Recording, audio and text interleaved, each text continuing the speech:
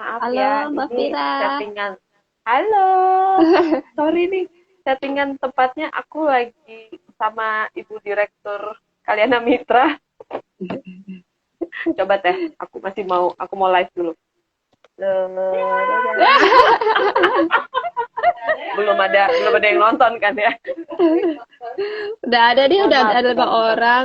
Heeh. Oh, Aku coba maaf ya. invite Mbak Iyik ya Iya, sama Mas ya, Papang. ya. Heeh. Bentar ya.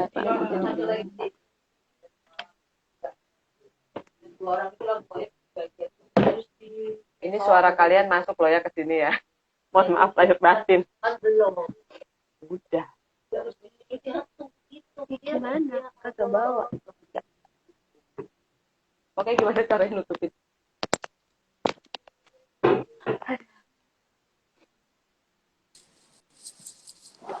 Halo. Dah, Halo Kak I. iya udah ada. Halo.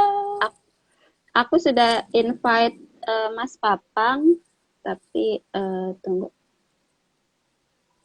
Halo I. Hai. Halo Kak I. Apa kabar? Baik. Cobalah ini banyak yang Oh, oh, banyak oh, oh. banyak yang nemenin. Ada direkturnya Kalmit, ada Kadina. Halo. Ya ampun, ya Jadi ya, ampun. Ini belum mulai coba kan? bayangkan. Aku pakai ini dulu. Belum. Pakai itu dulu. Sebentar ya. Ini lagi ngecek aja. Ini Oke Kak. cahayanya jelas nggak? Backlight kamu Kak? Oh, Kak I agak backlight backlight. ya. Kalau gini lebih jelas. Backlight juga ya. Lebih sih, ya. Banding tadi. Oke. Baik. Ya. Kalau begini backlight. Iya, mending tadi. Ini lagi charger. Oke, baik. Aku Cari coba. angle. Kalau begini lebih jelas ya?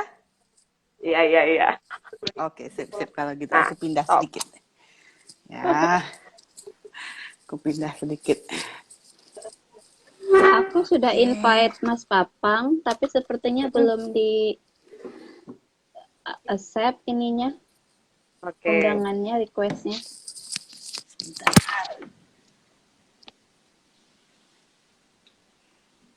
Mudah-mudahan Mas Papa nggak lupa ya.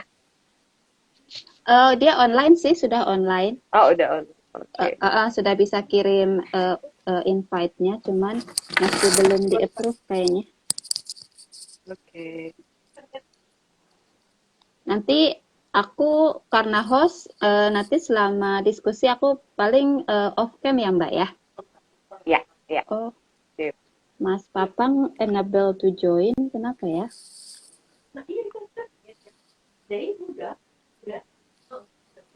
Aku tuh belum pernah. Oh, pernah deh sekali ya live itu, tapi kok ini ya? Orang itu nanti kalau di live IG berarti cuma ngikutin live IG gitu ya, Vira? Iya Kak, nggak Gitu. bisa interaktif kecuali Oh nulis gitu. sih. Oke, Oh, oke. oke. Ya, Mas Mas Papang tuh Papang, nggak bisa, belum dapat invite-nya eh, eh, katanya. Mas Papang, nanti di atas itu ada Kalyana Mitra, memori, terus ada tanda panah ke bawah. Nanti boleh diklik, nanti di situ kelihatan request join-nya, nanti bisa diklik untuk join.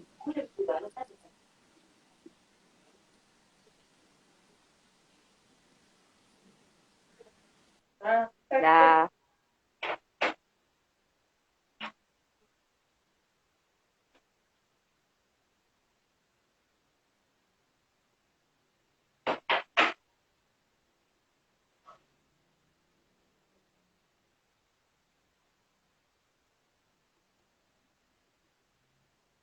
Tuh masih enable to join. Oke.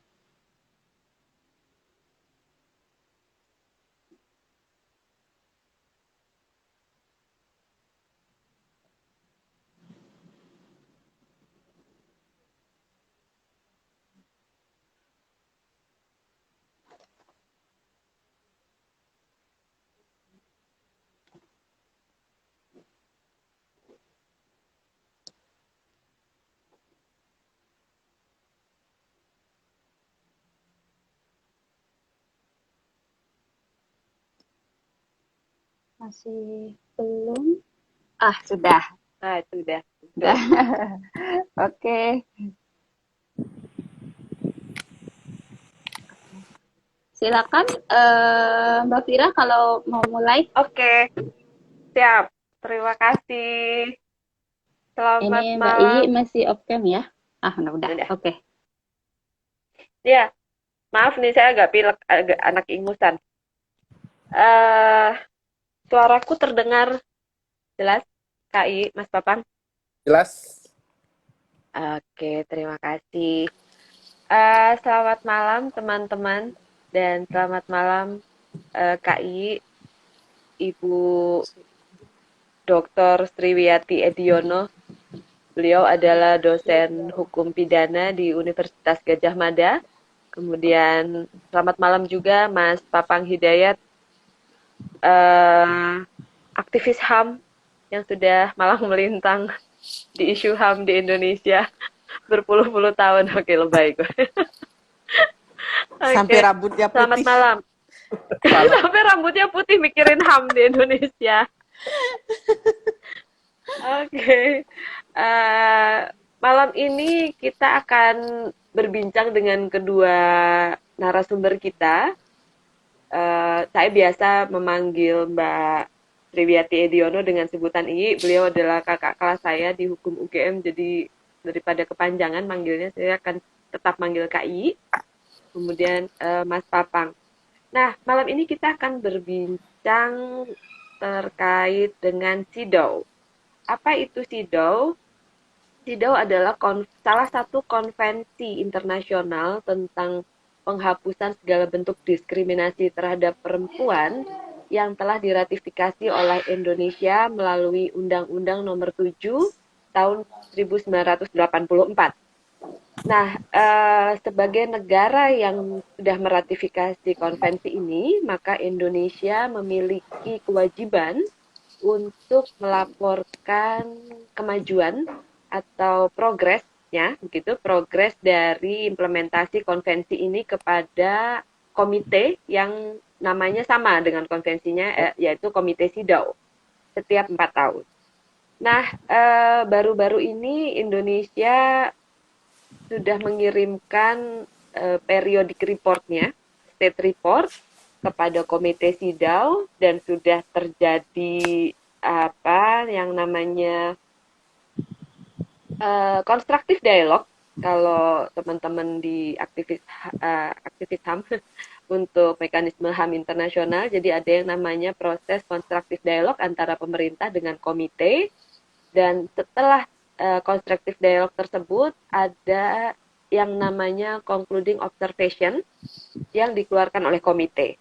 Nah, malam ini kita akan membahas tentang concluding observation itu, teman-teman, tapi khusus sekali kita akan membahas tentang kekerasan berbasis gender. Jadi apa saja sih kemudian rekomendasi-rekomendasi dari komite dan bagaimana kedua narasumber kita ini melihat kalau di istilahnya CEDAW itu ada de jure dan de facto.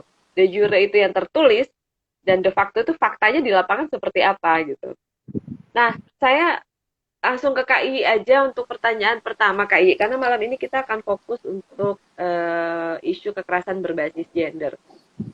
Kalau boleh sedikit saja Kak, definisi dari kekerasan berbasis gender itu sebetulnya apa sih Kak, dalam apa dan di dalam instrumen internasional terkait dengan HAM ini dia posisinya ada di mana sebetulnya Kak? Oke. Itu pertanyaannya sederhana tapi jawabannya panjang tuh, Vira. Tapi memang kan jadi istilah kekerasan berbasis gender itu sebetulnya diawali dari General Recommendation nomor 12 ya, tahun 89. Nah, tidak disebutkan sebagai kekerasan berbasis gender, tapi pada tahun 89 itu Komite CEDAW mengeluarkan rekomendasi nomor 12 untuk mendefinisikan dan menginterpretasikan apa yang disebut dengan diskriminasi. Nah, disitulah disebutkan bahwa termasuk juga diskriminasi adalah kekerasan terhadap perempuan.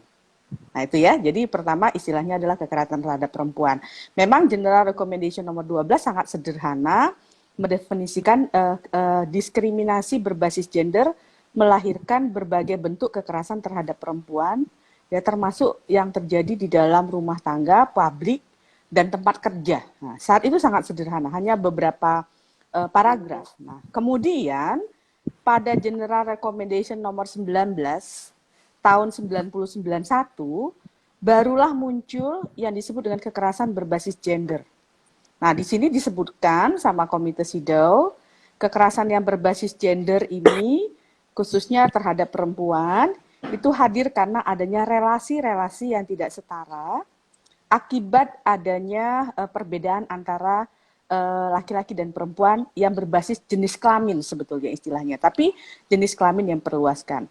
Nah, di situ disebutkan bahwa dengan demikian kekerasan berbasis gender itu ada 3 dimensi menurut saya. Yang pertama adalah perbuatannya, ya perbuatan-perbuatan dengan paksaan, ancaman, ataupun tindakan-tindakan lainnya, ya itu perbuatan ada dalam kondisi itu elemen kedua, kondisi-kondisi itu yang menyebab kondisi-kondisi di mana perempuan tidak berdaya, dalam kondisi yang menyebabkan kesulitan untuk menyampaikan apa yang disebutkan ketidakberdayaan itu. Baru yang ketiga adalah elemen dampak. Nah, dampak yang disebutkan oleh General Recommendation nomor 19 ini adalah dampak fisik, ya, psikis, dan seksual. 3 itu. Baru kemudian ada lagi General Recommendation nomor 35 2017 itu lebih komprehensif, ya, menjelaskan kekerasan berbasis gender, tapi kekerasan berbasis gender terhadap perempuan. Nah, itu perkembangan konsepnya. Oke, Nah, spesifik kekerasan, banget ya. jadi pertama kekerasan terhadap perempuan, kekerasan berbasis gender, baru kemudian kekerasan berbasis gender terhadap perempuan. Nah, ini menarik karena ternyata di dalam General Recommendation 35 2017 ini menggambarkan ada kekerasan yang berbasis gender yang bisa jadi terjadi pada perempuan dan laki-laki. Karena itu kan kita bicara gender laki-laki dan perempuan. Tapi ya, yang dampak yang lebih parah karena ada relasi gender yang tidak setara antara laki-laki adalah kepada perempuan. Nah, di situ disebutkan kekerasan yang berbasis gender terhadap perempuan, yaitu segala bentuk perbuatan-perbuatan yang dapat ya menimbulkan dampak-dampak baik ya. Ini ditambah lagi, baik dampaknya ke fisik, psikis, seksual, tambah lagi ekonomi, ataupun bentuk-bentuk lainnya. Jadi dia sudah melebaskan. Dan bentuk kekerasan itu pun juga beragam. Ada dampaknya, ada juga bentuknya. Termasuk tadi bentuknya dengan kekerasan fisik yang memberi dampak pada penderitaan fisik. Yang satu lagi bentuk yang menonjol adalah kekerasan gender berbasis online. Nah, jadi ini ada perkembangan kekerasan berbasis gender terhadap perempuan. Dengan cara yang beragam, dengan dampak yang beragam, karena ada relasi gender yang tidak setara antara laki-laki dan perempuan. Di situ satu lagi nih sebelum saya simpulkan, yang menarik juga dalam perkembangan konsepsi kekerasan berbasis gender ini ada yang dikenal dengan interseksionalitas. Jadi kekerasan berbasis gender terhadap perempuan memiliki dampak yang beragam karena ada identitas yang beragam di perempuan. Jadi bukan hanya identitas gendernya, tapi juga identitas lainnya, etnisnya, ataupun karena dia adalah pekerja, atau karena dia disabilitas. Nah, ini yang disebut dengan kekerasan yang berlapis. Jadi, kekerasan terhadap perempuan, kekerasan berbasis gender yang dapat memberikan dampak yang beragam dan berlapis. Gitu, Mbak. Oke. Panjang ya penjelasannya. Panjang, Makanya. tapi ini penting. Tapi ini penting karena ini adalah pemahaman dasar. Apa sih sebetulnya kekerasan berbasis gender itu? Dan kalau tadi Kak I sudah jelaskan kan timeline, alurnya itu dari awal kekerasan terhadap perempuan dulu, kemudian berkembang menjadi kekerasan berbasis gender, kemudian berkembang lagi kekerasan berbasis gender terhadap perempuan, terus sekarang ada lagi yang terbaru kekerasan berbasis gender berbasis online. Yeah. Mas Papang, Mbak I tadi menyebutkan tentang interseksionalitas. Berarti kita sudah tahu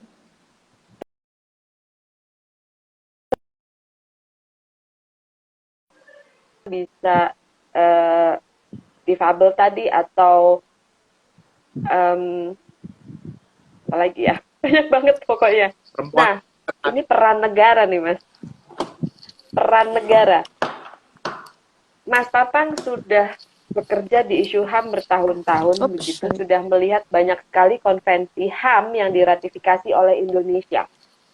Jadi sebetulnya komitmennya negara, Mas, kalau Mas Papang lihat selama ini, apakah komitmen untuk meratifikasi itu berbanding lurus dengan komitmen mengimplementasikan konvensinya, Mas? Monggo. Pasti ada niat baik ya. Cuma niat baik itu kan harus diukur dalam proses dan dampak dari outputnya ya. Nah, sejauh ini bukan cuma rekomendasi yang diberikan oleh SIDO, Komite SIDO, tapi juga 8 komite di bawah treaty lainnya ya. Nah, compliance atau kepatuhan Indonesia itu kayaknya agak minim dari bila diukur dari inisiatif berproses dan outputnya sebetulnya ada beberapa rekomendasi yang spesifik. Indonesia tidak merespon ya jumlah prosekusi terhadap kasus-kasus kekerasan berbasis gender misalnya, itu dia nggak sediakan itu. Sampai proses misalnya ditanya berulang-ulang sebetulnya ya bagaimana mereka, saya lihat ada 3 rekomendasi yang kayaknya mungkin dari siklus review pertama sampai ke 8 itu selalu ada, yaitu penghapusan female genital mutilation ya. Dia perlindungan terhadap pekerja rumah tangga PRT dan memperkuat posisi perempuan dalam politik yang masuk juga dalam temporary measure itu. Nah, di banyak rekomendasi bahkan prosesnya dia minta bagaimana Indonesia berupaya menuju penghapusan pelarangan FGM segala macam, sampai rekomendasinya spesifik yaitu mengkriminalisasi praktek FGM. Kemudian membentuk undang-undang soal perlindungan PRT. Sebetulnya udah masuk prolegnas itu beberapa tahun, tapi sampai saat ini nggak disahkan juga ya. Kemudian prosentase caleg perempuan dan bahkan parlamentarian perempuan yang diharapkan SIDO itu meningkat. Jadi compliance-nya agak minim. Nah, tapi juga ini mekanisme HAM ini kan mekanisme internasional di mana di komite itu biasanya berinteraksi dengan pemerintah itu lewat Kementerian Luar Negeri. Sementara rekomendasi yang diberikan oleh komite SIDO, Komite Hak Ekonomi Sosial Budaya, hak sipil politik gitu ya, semuanya itu kan implementatornya di luar Kementerian Luar Negeri. Banyak implementatornya itu adalah institusi kepolisian, kejaksaan, pengadilan. Kalau proses legislasi DPR, kalau urusan FGM ada Menteri Kesehatan. Nah, itu review Indonesia itu kesannya jadi cuma ritual gitu. Ritual sekian periode waktu tertentu bakal direview dan kita asal bisa menjawab lah gitu, biar nggak mati gaya. Tapi harusnya konsekuensi Indonesia atau negara lainnya sudah meratifikasi satu konvensi HAM termasuk SIDO, itu dia punya komitmen politik untuk mengimplementasikan gitu. Jadi bukan sembarangan gitu. Nah, tapi ini sayang negara kita itu belum ada yang bisa bikin terobosan. Jadi roadmap-nya rekomendasi dari SIDO itu belum jadi roadmap-nya, dan itu juga malah ditanyakan oleh SIDO lagi. Indonesia belum punya grand strategi nasional ya yang melibatkan perempuan untuk menuju kepada penghapusan diskriminasi dan kekerasan terhadap perempuan yang merupakan semangatnya si SIDO ini gitu. Jadi direfleksi. Nah, tentu saja kita masyarakat sipil nggak cuma boleh nonton gitu. Ini kan kita sebetulnya Indonesia sudah diuji dan nilainya sebetulnya agak rendah gitu karena rekomendasinya agak keras gitu ya untuk Indonesia yang spesifik, dan kita takutnya masyarakat sipil nanti bikin laporan lagi 4-5 tahun ke depan rekomendasinya sama lagi gitu. Gitu lagi. Tapi mungkin bisa dibandingin dari yang kemarin, mungkin masih ada yang sama. Betul, jadi utangnya belum dibayar tapi muncul utang-utang baru gitu. Ini Ya. SIDO sama utang luar negeri kita berjalan sama banyak. Ini yang harus kita prihatinan gitu. Oke. Iya. Ini menarik karena konvensi-konvensi itu kan sebetulnya sudah diratifikasi udah lama banget, udah 20-an tahun bahkan. Untuk CEDAW sudah 20 sampai 30 tahun lah. 30 sekian tahun gitu. Nah, KI, aku balik lagi ke KI. Ini tadi Mas Papang sudah memberi gambaran lah. Jadi kemauan politik nih Kak. Komitmen politik terhadap konsekuensi ratifikasi konvensi. Komitmen politik. Kalau kita kembali lagi ke kekerasan berbasis gender di Indonesia. Yang lagi lagi banyak butuh perhatian banget sekarang itu apa Kak? Ya ini ya ada 3 isu ya kalau menurut saya yang sangat penting ya. Ini juga saya hubungkan dengan hasil observasi concluding observations-nya CEDAW ya terhadap laporan pemerintah Indonesia. Banyak sekali sih sebetulnya komen dari Komite CEDAW, tapi yang menurut saya yang menjadi sangat menarik terkait dengan kewajiban negara dalam memenuhi hak-hak perempuan adalah terkait yang tadi kita bicarakan, kekerasan berbasis gender, khususnya kekerasan seksual ya. Jadi ada menurut saya 3 hal ya. Yang pertama, memang kita menemukan bahwa diskriminasi berbasis gender itu masih sangat kentara dan sangat kental terhadap akses perempuan terhadap keadilan. Ya, jadi yang sangat kental dan itu berpengaruh terhadap akses perempuan terhadap keadilan. Jadi terutama perempuan korban kekerasan seksual. Itu masalah pertama, dan ini memang ditegaskan juga oleh Komite CEDAW, tapi nggak usah jauh-jauh di Komite CEDAW ya. Kita sendiri saja sangat merasakan betapa sulitnya korban ketika mereka melaporkan kasusnya ke polisi. Kasus di Luwu Timur yang baru-baru ini ya, kira-kira sebulanan ini sangat hangat dibahas di sosmed itu. Karena memang ada 3 anak yang mengalami perkosaan, dibawa oleh ibunya dilaporkan ke lembaga layanan korban di daerah, di kepolisian, itu kemudian tidak ditangani secara serius. Nah, karena apa? Karena ada budaya yang mendiskriminasi perempuan ini yang bercerai dengan suaminya, sementara suaminya atau bapak dari anak-anak yang dianggap memperkosa memiliki posisi yang cukup mapan di dalam masyarakat. Nah, jadi ungkapan-ungkapan seorang ibu perempuan dengan laki-laki pejabat itu memiliki makna yang berbeda di dalam pandangan hukum.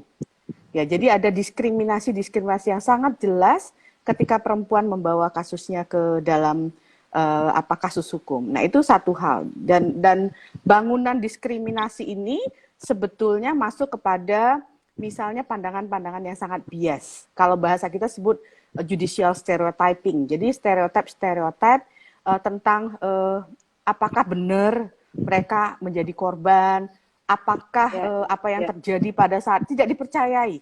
Ya, ketika mereka melaporkan kasusnya tidak dipercayai, dipertanyakan, apalagi kalau memang tadi yang saya bilang itu interseksionalitas, kalau laki-lakinya adalah memiliki posisi status sosial di dalam masyarakat. Itu yang pertama. Nah, budaya diskriminasi ini berpengaruh sekali tentang bagaimana aparat penegak hukum menafsirkan undang-undang. Bagaimana aparat penegak hukum melaksanakan undang-undang. Dan budaya yang diskriminatif ini juga dipengaruhi bukan saja pada nilai-nilai aparat penegak hukum, tapi juga kepentingan mereka untuk mempercayai siapa. Dan yang ketiga itu adalah untuk kemudian mereka lebih mentolerir pelaku dan menormalisasi kekerasan seksual. Nah, ini yang sangat muncul di dalam pembahasan-pembahasan oleh Komite SIDAW yang menurut saya menggambarkan realitas sehari-hari yang dialami oleh perempuan korban dalam sistem peradilan pidana kita, terutama kekerasan seksual.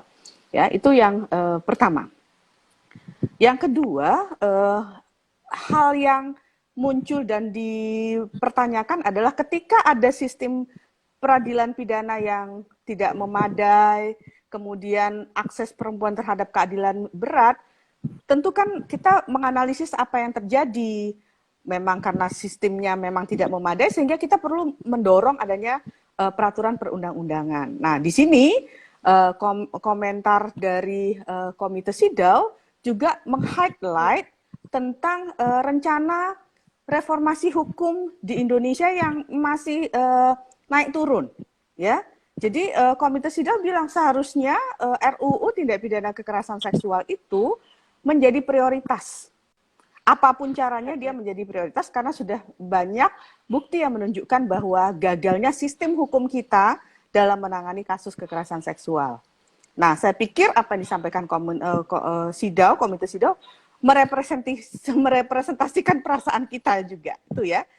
Nah, yang kedua juga masih soal reformasi kebijakan ini, soal adanya RUU hukum pidana, ya, yang cenderung kemudian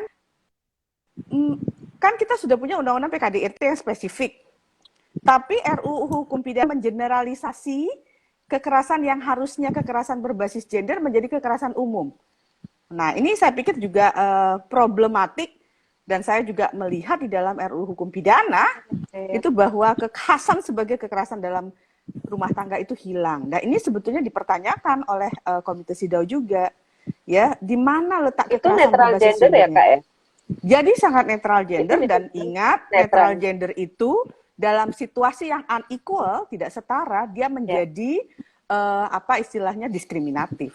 Nah, itu jadi yang pertama soal budaya diskriminatif yang sangat kuat, yang kedua adalah akses perempuan terhadap keadilan, dan yang ketiga adalah soal reformasi hukum yang dipertanyakan sungguh dalam konteks kekerasan berbasis gender. Sementara itu dulu, nanti nyambung lagi. Aku langsung pengen batuk, sorry. masalah reformasi Ya, sambil hukum atau menunggu. kebijakan nih Mas Papang. Tadi udah disebut-sebut nih sama Mas Papang tentang komitmen.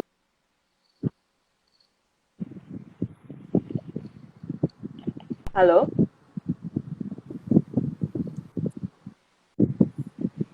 Halo? Vira, Ya, halo, jelas. tadi frozen sebentar.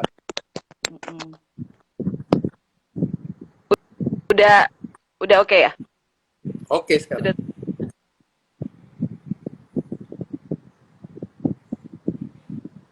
Halo? Frozen lagi. Sudah oke? Ya. Sudah.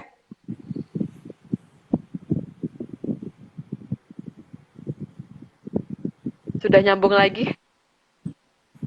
Nyambung putus-putus. Tapi bisa didengar Sudah kok. ya? Sudah. Oke, sorry. Ini saya sedang ada acara di Bekasi. Enggak, tidak bermaksud menyalahkan Bekasi.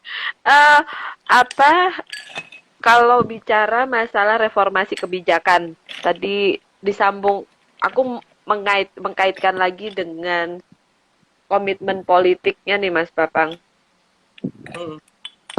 Di bagian mana di pemerintah kita, Mas, yang bisa kita masukin? Eksekutif sama legislatif. Tadi Kak I juga nyebut-nyebut APH, berarti judikatif juga masuk gitu. Jadi eksekutif sama legislatif dulu deh Mas, kita bahas. Kalau tadi Kak I juga sudah menyinggung-nyinggung tentang concluding observation yang menyebut bahwa mereka strongly recommend untuk fokus di RUU penghapusan kekerasan seksual. Kalau Mas Papa ngelihat gimana nih Mas legislatif kita nih Mas? Iya, eh, untuk legislatif, saya kira banyak porsinya di dalam rekomendasi SIDO itu adalah undang-undang ya. Jadi harus parlemen nasional, dan saya sepakat sebetulnya rekomendasi SIDO itu harus jadi roadmap untuk reformasi kebijakan, reformasi tata hukum untuk isu hak-hak perempuan. Nah, tapi juga sebetulnya banyak apa istilahnya itu ketidakpercayaan khususnya dari komunitas hak asasi manusia terhadap parlemen. Dia dalam beberapa hari misalnya sudah melakukan banyak proses legislasi yang mundur, regres dari harapan kita untuk memperkokoh demokrasi, memperkuat anti korupsi, gerakan korupsi, dan KPK, revisi undang-undang Minerba, Omnibus Law gitu. Sementara yang prioritas untuk mengesahkan undang-undang perlindungan perempuan dari tindak kekerasan seksual itu justru dipendem. Mungkin walaupun ya mau nggak mau rekomendasi itu harus parlemen, dan yang mereka yang harus kita jadi targetkan, dan kalau mereka minta masyarakat sipil untuk membantu, ya kita harus membantu gitu ya. Dan banyak di banyak proses legislasi masyarakat sipil menyumbang luar biasa. Nah, tapi juga kita harus pikirkan beberapa langkah kreatif, jangan cuma mengandalkan parlemen nasional. Ada beberapa dari rekomendasi SIDO itu yang bisa diambil duty holdernya, itu pemangku kewajiban HAM-nya itu kita cari dari non parlemen nasional. Misalnya salah satu contohnya, rekomendasi SIDO itu juga yang berulang-ulang ya, itu menyinggung soal impunitas terhadap kejahatan-kejahatan serius masa lalu yang tentu saja terkait dengan kekerasan dan diskriminasi terhadap perempuan. Nah, itu kan banyak, ada kasus tragedi Mei, ada kasus 65, ada kasus-kasus pelanggaran HAM berat di Aceh yang semuanya diinvestigasi oleh Komnas HAM gitu ya. Nah, dari beberapa itu ada yang menarik, misalnya rekomendasi SIDO juga mendorong negara untuk mengesahkan undang-undang KKR. Sebetulnya mengesahkan ulang karena kita udah sah kemudian dibatalkan oleh MK ya. Dan kasihan itu kalau Omnibus Law dikasih waktu 2 tahun, kalau undang-undang KKR langsung dimatikan hari itu juga gitu ya. Itu sesuatu yang juga menurut saya tidak adil. Nah, tapi ternyata di Aceh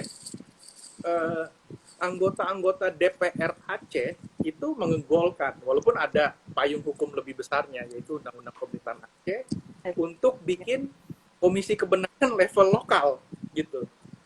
Nah, di hal yang sama sebetulnya juga harusnya terjadi di Papua ya, dan Papua Barat. Undang-Undang Otonomi Khusus Papua itu dan Papua Barat itu juga ada klausul untuk bikin komisi kebenaran dan rekonsiliasi level lokal.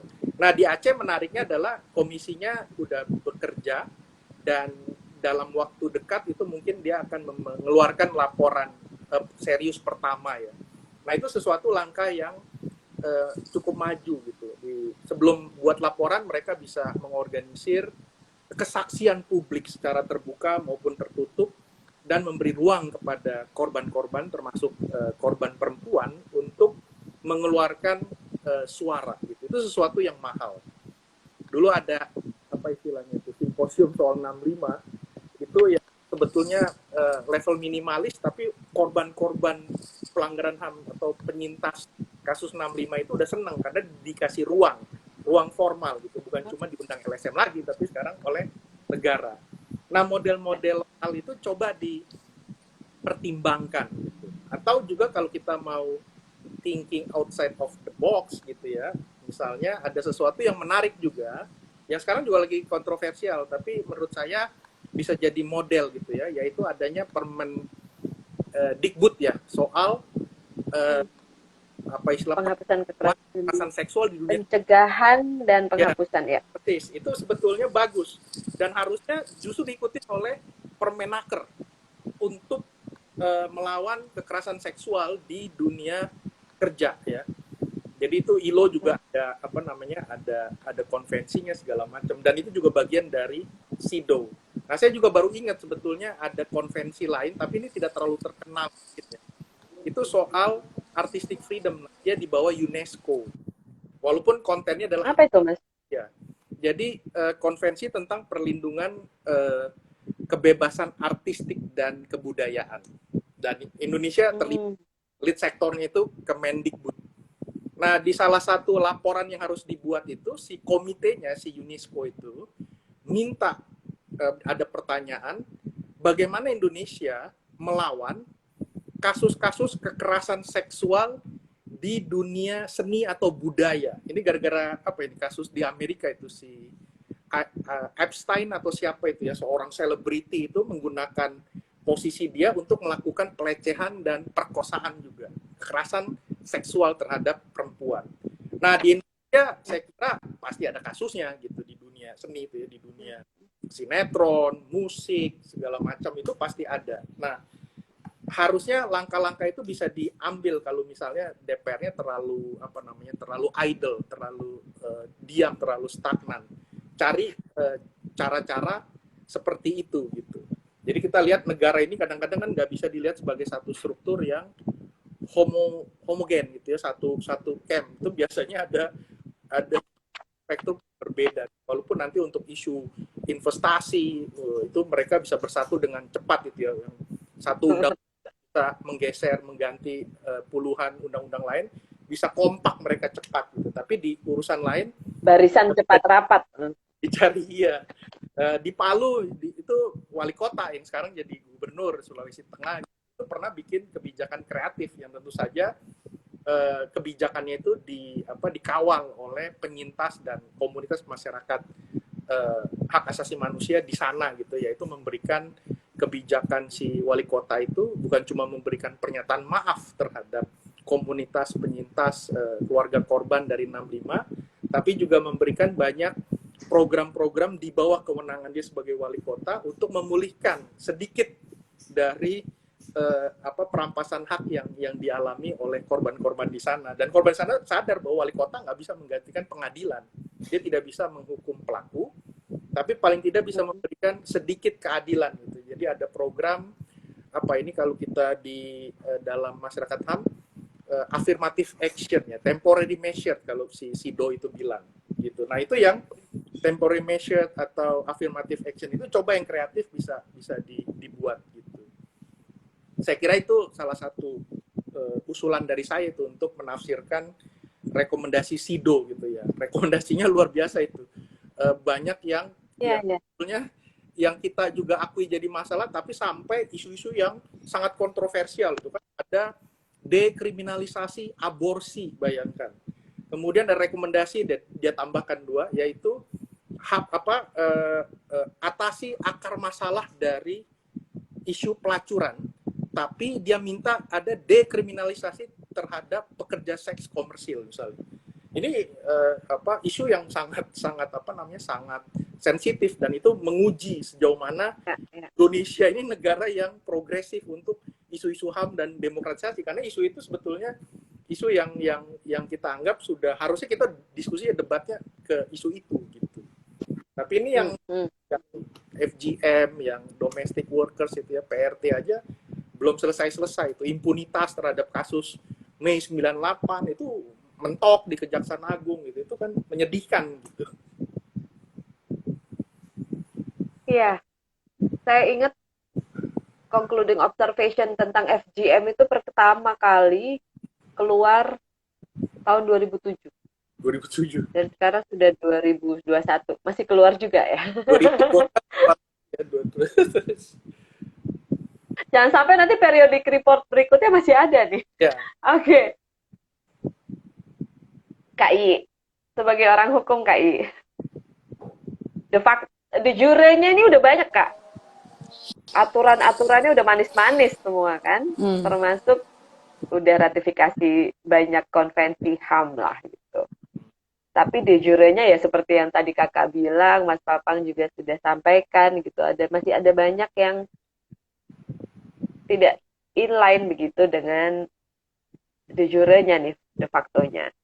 Nah, kalau khusus untuk kekerasan berbasis gender, KI, itu kalau menurut kakak, apa saja sih sebetulnya eh, tantangan dari yang harusnya melaksanakan itu, Kak? Tantangan kenapa kemudian implementasinya jadi tidak sesuai di lapangan. Masih banyak diskriminasi, masih banyak kekerasan. Apa yang harus Eh, dibereskan? iya. Dibereskan. Ini memang nggak mudah ya jawabnya ya, pertanyaan ini karena tidak ada faktor tunggal yang menyebabkan tadi yang saya bilang akses terhadap perempuan, terhadap keadilan. Walaupun tadi Papang cerita ya, keadilan itu tidak selalu formal.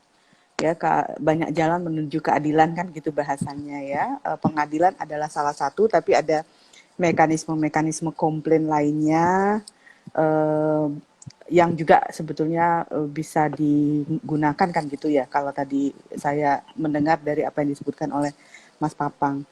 Tapi kalau saya mengacunya pada kerangka yang sangat sederhana yang seringkali dimunculkan oleh Friedman ya, itu kan dia selalu melihatnya pada 3 terangan ya, 3 hal ya.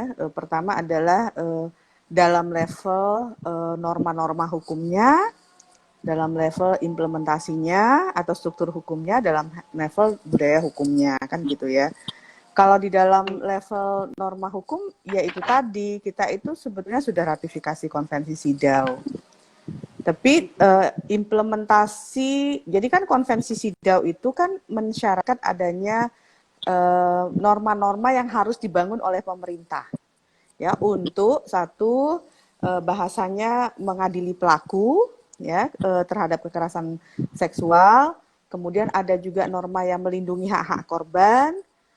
Untuk mengadili pelaku dan melindungi hak-hak korban kan berarti mendefinisikan kejahatan-kejahatan yang memang bisa dibawa ke pengadilan kan gitu. Untuk yang melindungi korban kan berarti membuat ukuran-ukuran tentang apa hak-hak korban yang harus dimasukkan di dalam undang-undang itu dan bagaimana hak-hak itu diimplementasikan. Itu sederhananya kalau di dalam norma. Ya, problem utama kalau kaitannya dengan kekerasan berbasis gender kan, walaupun kita sudah ada KUHP, kita sudah punya undang-undang PKDRT, tapi kan ada norma tentang kejahatan seksual itu kan tidak lengkap. Ya, itulah tidak lengkap itu hanya yang ada di dalam KUHP kan hanya beberapa aturan, hanya perkosaan, itu pun dengan sangat sempit ya pendefinisiannya. Pelecehan seksual enggak ada, adanya asusila di depan umum kan beda ya. Asusila dengan pelecehan seksual, kemudian eksploitasi seksual belum diatur, ya. Tadi pemaksaan aborsi juga belum jelas, yang ada malah mengkriminalisasi perempuan yang aborsi kan. Dan ini semua sebetulnya norma-norma yang sangat penting yang harusnya dibangun, karena kalau tidak ada norma itu, maka kalau ada kasus kekerasan seksualnya kan nggak bisa diproses karena normanya tidak lengkap. Itu yang pertama. Terus yang kedua juga masih kaitannya dengan penegakan aparat penegak hukum atau kita sering sebut struktur hukum ya. Nah, penegakan hukum ini kan tadi yang saya sebutkan, adapun aturannya belum tentu dijalankan. Kita sudah punya undang-undang PKDRT, kasus yang ada di Karawang, ya, ketika ada undang-undangnya, tapi aparat penegak hukumnya masih sangat bias gender, yang diproses bukan laki-laki atau suaminya, tapi ibunya, ya, Valencia kasusnya, dan bukan hanya di Karawang ya. Tapi juga di Jawa Tengah itu juga terjadi, seorang istri yang malah dibawa ke pengadilan, kemudian di Tangerang juga terjadi. Nah ini apa?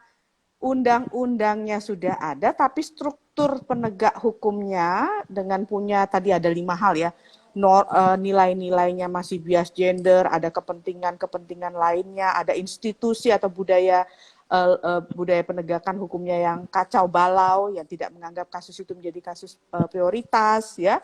Nah, itu berpengaruh terhadap adanya aturan pun tidak dilaksanakan.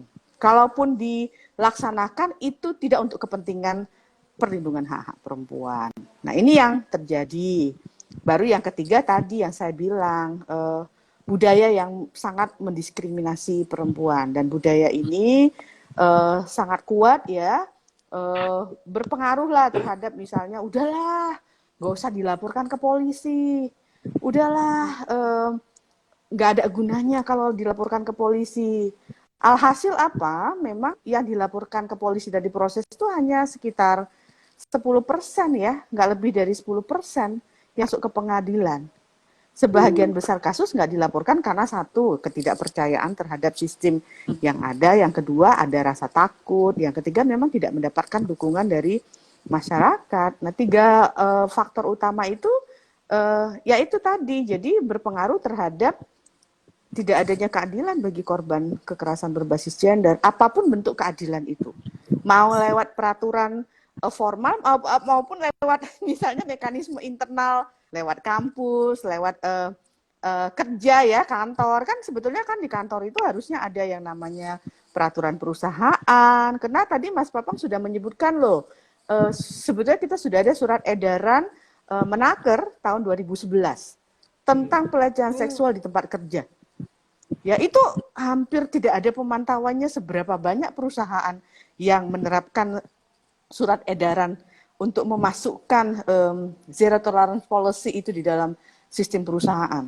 Akhirnya yang terjadi adalah kalaupun tidak ada pakai sistem peradilan pidana, sistem yang berlaku internal pun tidak memungkinkan untuk mereka untuk mengakses keadilan. Di kampus pun, ini kan baru-baru 4 tahun ini ya, sudah mulai ada, sekarang saya bisa bilang sekitar 29 universitas yang mulai memiliki kebijakan-kebijakannya. Pun itu nggak mudah ternyata. Karena apa?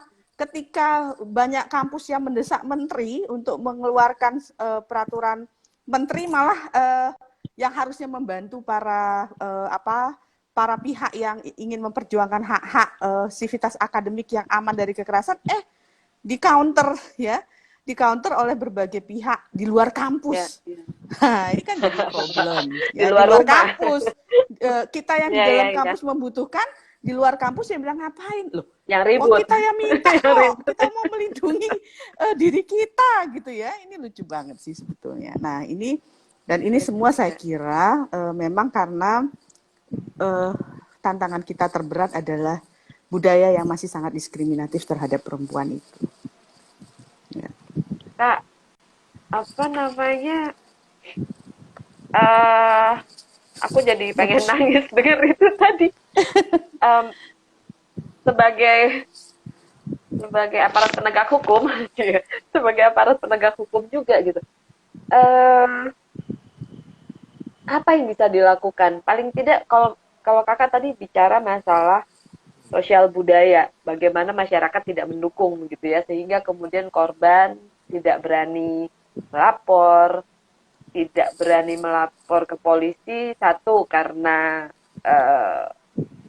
tidak tahu bagaimana respon aparat penegak hukum terhadap laporannya, plus kemudian tidak ya, atau mungkin si korban ini yakin bagaimana respon masyarakat ketika dia sebagai korban melapor begitu. Kalau masalah budaya, oke lah Kak. Bukan oke gimana ya? Tidak sulit, bukan sulit. Membutuhkan waktu panjang untuk melakukan pendekatan terstruktur, membongkar cara pikir budaya patriarki itu. Tapi kalau di kampus Kak, di APH, itu bisa nggak sih Kak ada idealnya tuh kayak apa Kak supaya gitu, supaya paling tidak di situ itu dia paham dulu deh gitu. Ya, saya bilang itu memang lagi-lagi ya, kalau kita pakai cara pandang 3 itu, memang kan berarti intervensinya pada struktur ya, penegak hukum ya, struktur penegak hukum ya. Berarti kan kalau 5 problem yang disebutkan oleh Sacipta Raharjo itu kan 5 problem itu ya, problem capacity building, problem nilai, problem kepentingan, problem budaya institusi ya, program ketidakjelasan SOP itu 5 tuh yang diidentifikasi oleh Pak Cip ya. Ya pertama kan kalau capacity building memang itu nggak bisa enggak. Sosialisasi informasi tentang undang-undang PKDRT itu harus terus menerus, nggak bisa berhenti. Undang-undang perlindungan anak itu harus terus menerus, nggak bisa berhenti. Ya itu kan capacity building. Itu bicara tentang tidak hanya sekali, tapi setiap tahun itu harus ada. Ya itu ada satu isu. Ya, yang kedua kalau kita bicara soal nilai, maka memang nggak mau kita intervensi lagi soal pengetahuan kan. Nilai itu kan juga dibentuk oleh pengetahuan. Jadi nilai dan capacity building itu dua hal yang sangat berpengaruh di mana memang mau nggak mau sosialisasi anti keadilan gender dan peraturan perundang-undangan yang sudah baik gitu ya. Yang menjadi penting ini kepentingan. Kepentingan ini nggak bisa enggak harus diawasi. Harus ada pemantauan. Nah, yang kita harus jujur loh ya, kalau kita lihat di antara kepolisian, jaksa, dengan hakim, secara institusional, yang sudah punya pedoman, paling tidak itikat baik adanya pedoman untuk menangani kasus secara baik kan baru ada di Mahkamah Agung dengan adanya Perma nomor 3 tahun 2017. Di Kejaksaan itu adanya pedoman nomor 1 tahun 2021. Baru, tapi mending lah gitu. Baru, Di kepolisian ada, nggak ada. Di kepolisian itu nggak nyambung. Bahkan ada yang konsep restoratif justice yang sangat luas. Yang prakteknya itu malah mengawinkan pelaku dengan korban. Gitu kan. Kacau. Jadi memang paling utama menurut saya untuk penegak hukum itu kalau mau dibilang prioritasnya memang di tahap awal. Tahap awal itu adalah di pelaporan. Karena di pelaporan itu berpengaruh terhadap adanya viktimisasi. Viktimisasi itu kan dampak yang menjadi korban yang berulang ketika dia melaporkan kasusnya. Itu reviktimisasi ya. Viktimisasi dan reviktimisasi. Itu kan di awal, di level ketika korban merespon apa yang dia alaminya. Itu harus dibenahi itu. Nah itu mau nggak mau kita bicara tentang unit pelayanan terpadu. P2TP2A ya di sini sudah disebutkan oleh concluding observation perlu ada sumber daya yang memadai, perlu ada pengawasan terhadap unit layanan terpadu, perlu ada penguatan capacity building untuk aparat penegak hukum terutama di kepolisian karena dua ini kunci. Ingat kita ada kasus di mana anak yang dibawa ke unit layanan terpadu malah diperkosa oleh pimpinan unit layanan terpadu itu di beberapa UPTD kan itu kacau sekali tuh ya. Jadi memang menurut saya kalau boleh saya mau menyampaikan struktur hukumnya harus segera direformasi ya, harus ada diintervensi dan ini nggak bisa ditunda-tunda. Nah ini kerjaannya siapa? Maka kerjaannya memang harus dikoordinasikan antara Kementerian Pemberdayaan Perempuan, Menteri Aparatur Negara, ya, Hukum dan HAM, Menhukham, institusi kepolisian. Nah, ini 4 menurut saya institusi yang menjadi penting. Nah, usul saya memang kita harus roadshow nih, Mbak Fira ya, kita harus roadshow gimana caranya mengkomunikasikan ulang ke lembaga-lembaga pemerintah itu, ke kementerian-kementerian untuk menyatakan ini ada rekomendasi yang harus kita lakukan dan tadi kata Mas Papang itu menjadi roadmap kita. Dan kita pick aja nih bullet point yang prioritas. Nah, prioritas menurut saya memang adalah di lembaga pelayanan korban ya, terutama yang ketika kasusnya dilaporkan. Nah, ini yang paling parah menurut saya. Di antara lain yang sangat parah juga, tapi 2 ini yang sangat krusial. Betul. Aduh, kayaknya pilekku tambah parah nih dengerin beginian. Udah bertahun-tahun vitamin C itu.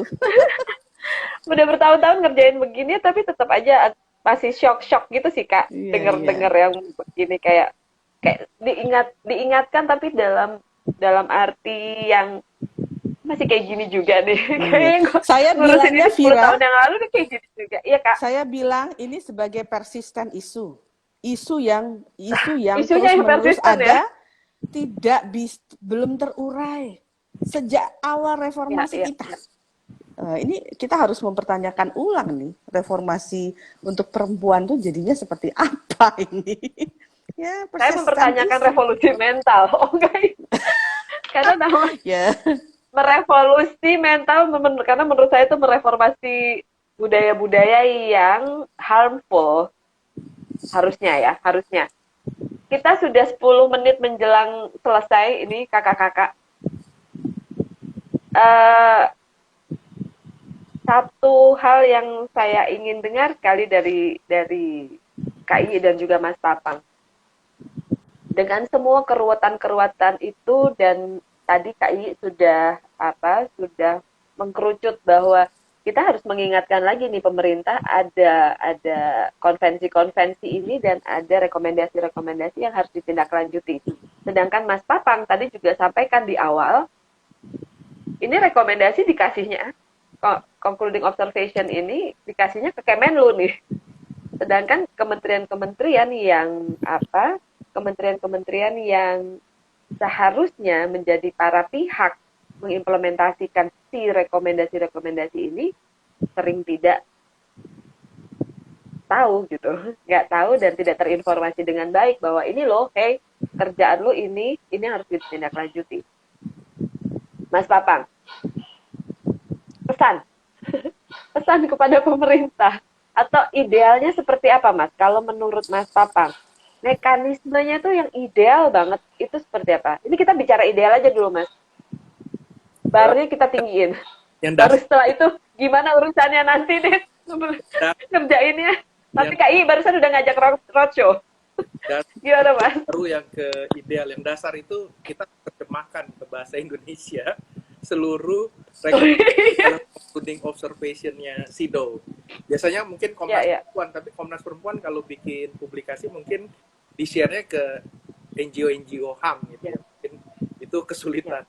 Nah, itu pertama. Yang kedua, saya baca concluding observation itu salah satu yang menarik adalah kita lihat sebetulnya agenda-agenda yang keluar dalam rekomendasi SIDO itu sebetulnya sudah disuarakan dengan keras ya oleh masyarakat sipil Indonesia. Ada akademisi, jurnalis gitu ya, NGO segala macam, organisasi keagamaan perempuan juga segala macam. Nah, tadi saya sepakat itu dengan Bayi juga, jadikan itu semacam roadmap.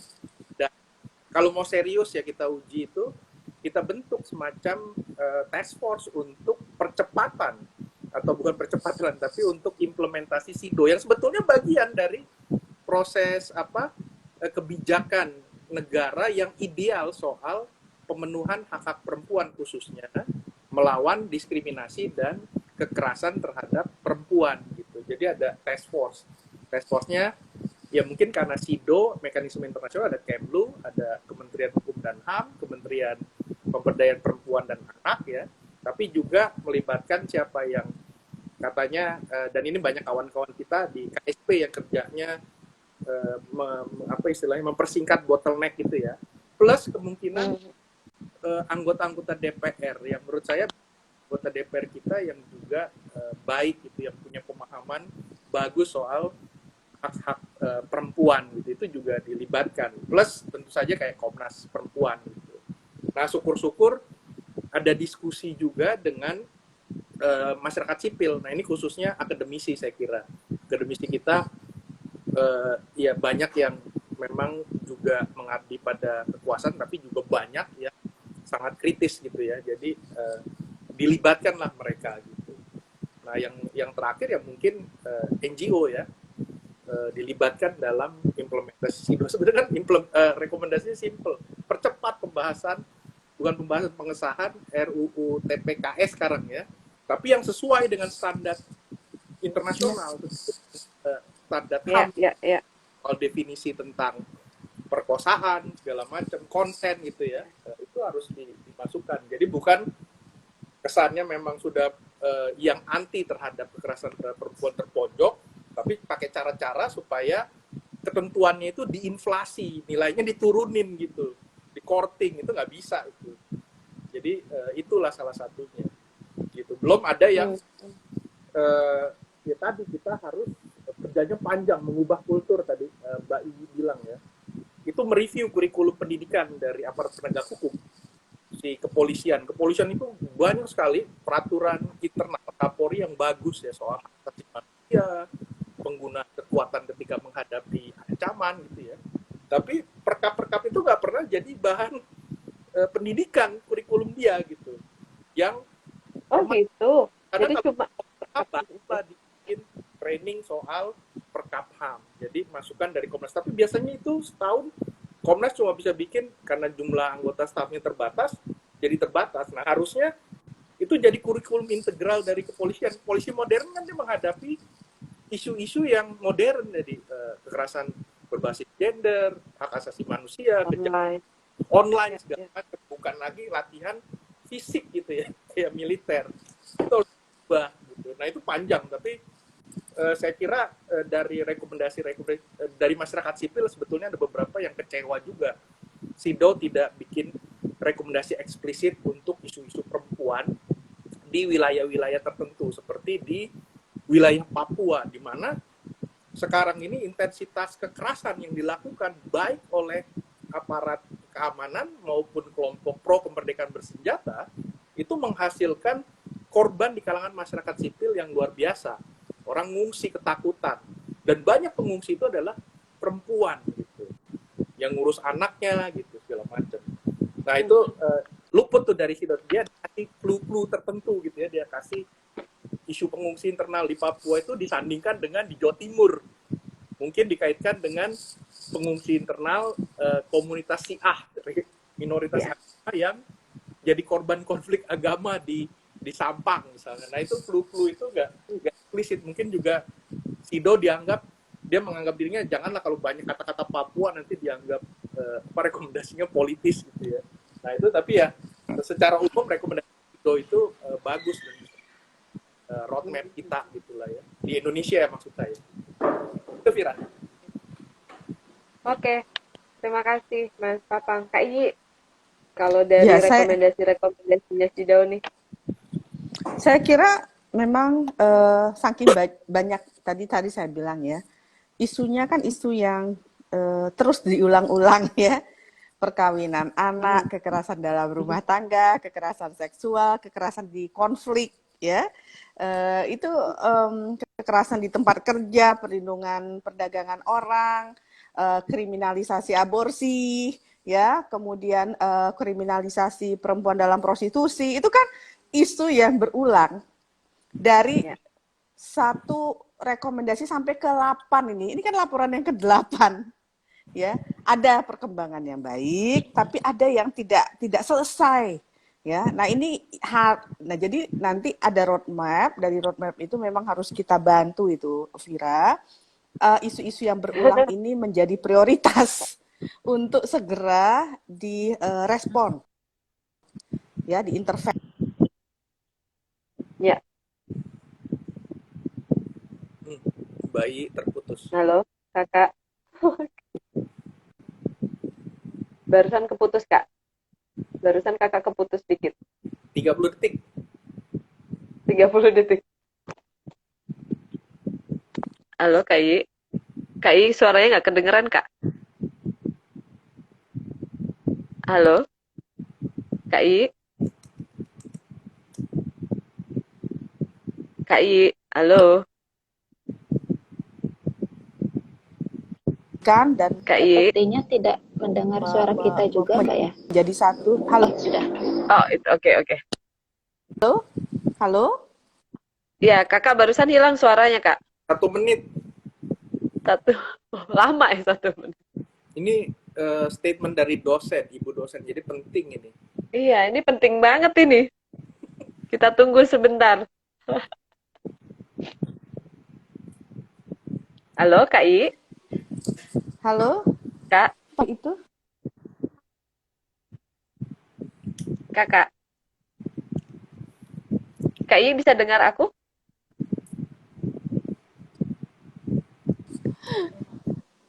Halo.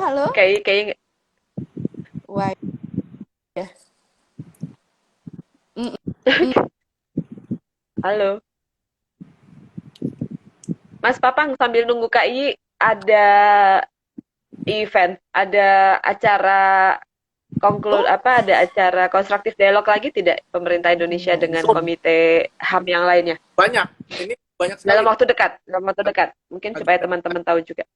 Nanti 7 Januari ada deadline submisi buat masyarakat sipil plus Komnas HAM, Komnas Perempuan kepada Dewan Komite Hak Ekonomi Sosial Budaya. Dan banyak rekomendasi mereka di review pertama 2014 ini seperti SIDO.